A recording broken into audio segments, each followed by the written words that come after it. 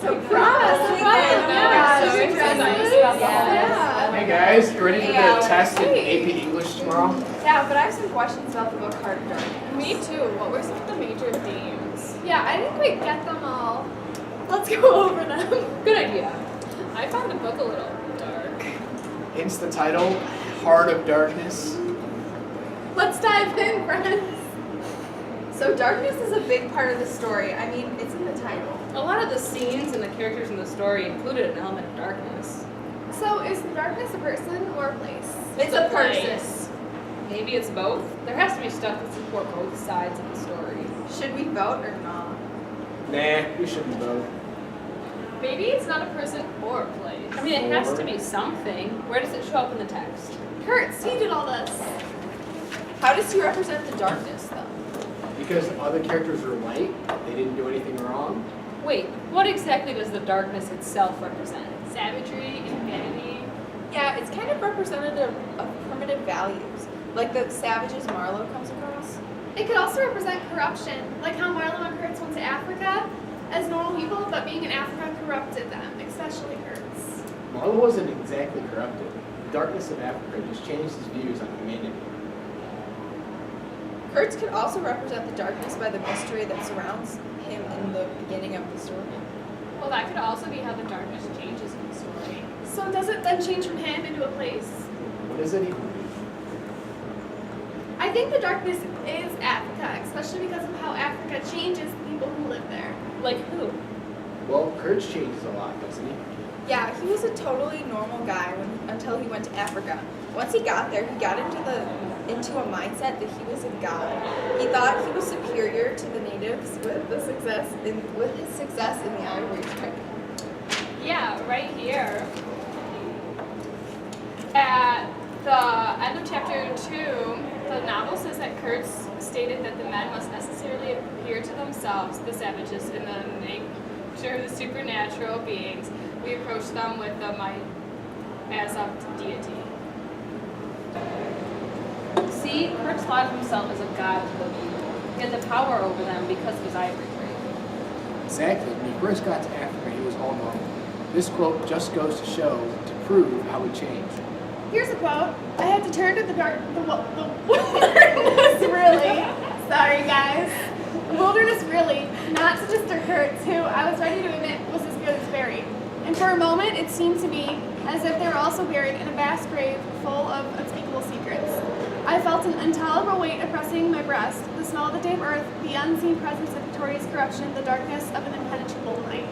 So the quote basically says how the environment changed Marlowe more so than Kurtz's influence did.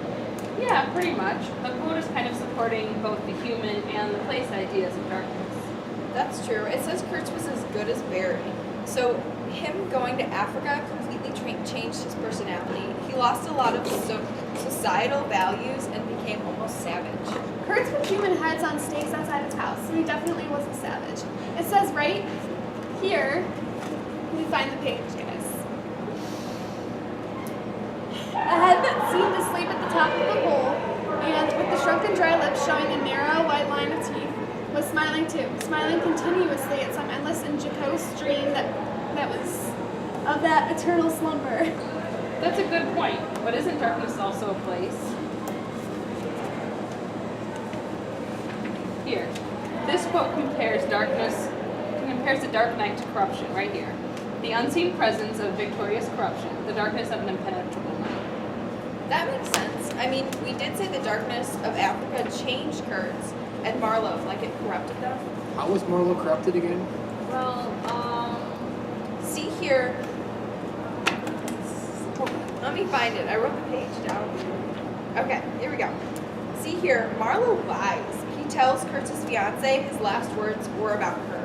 That's not corruption. That's making Marlowe into a better person, and he can sum up the situation and make a good judgment. No, that is corruption. In the beginning of the novel, Marlowe was so set in his ways, so adamantly against lying.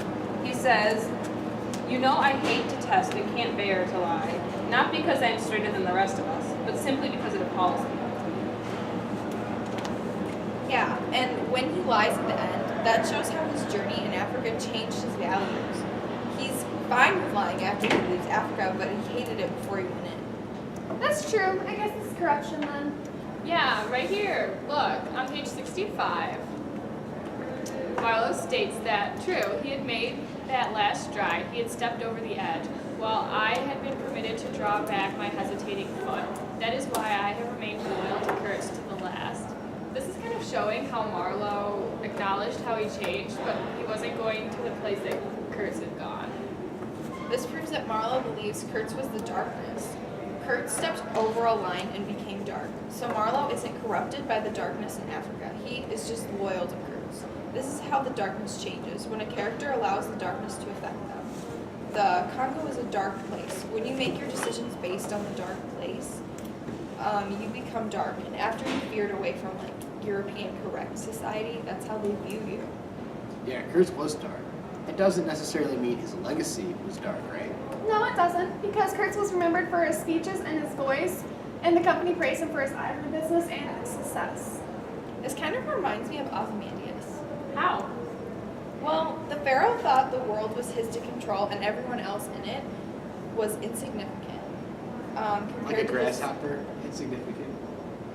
Sure, Alex. Yeah, sure, we'll yeah, go with see that. Alright. Insignificant compared to him, however you want to put it. He had a cruel lip and a snarl. He enslaved his people and ruled with brutality. Then years later, all travelers could see of the wreckage of his monument. All that was left of his legacy was nothing. So basically, all that people could see of the pharaoh's legacy was the ruin of his statue, just like all the people could see of Kurtz's, were the skulls he put on the spikes. That's a good point. That's a really good point. Have we answered all the questions in the prompt? Yeah, I think so. Darkness is a very important topic throughout Heart of Darkness. It is even in the title. What does the darkness symbolize through Marlowe's telling of his adventure? Is it a person, place, feeling, etc.? Does the darkness change throughout the story, and if so, how? Yeah, I think that's everything. Hold up. In conclusion, what have we learned? We learned that basic human savagery is within us all, and it is super easy to accidentally slip into that dark state.